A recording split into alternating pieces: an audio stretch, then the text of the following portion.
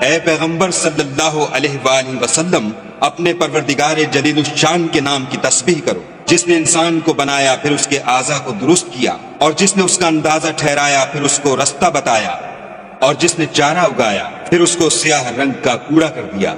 हम तुम्हें पढ़ा देंगे कि तुम फरामोश न करोगे, मगर जो खुदा चाहे वो खुली बात को भी जानता है और छुपी को भी। हम तुमको आसान तरीके की तौफीक देंगे, सो जहाँ तक नसीहत के नाफे होने की उम्मीद हो नसीहत करते रहो। जो खौफ रखता है वो तो नसीहत पकड़ेगा, और बेखौफ बदबख्त पहलू तही करेगा। जो कयामत को बड़ी तेज आग में दाखिल होगा, फिर वहाँ न मरेगा न जिएगा। बेशक वो मुराद को पहुँच गया जो पाक हुआ, और अपने परवरदिगार के नाम का जिक्र करता रहा और नमाज पढ़ता रहा।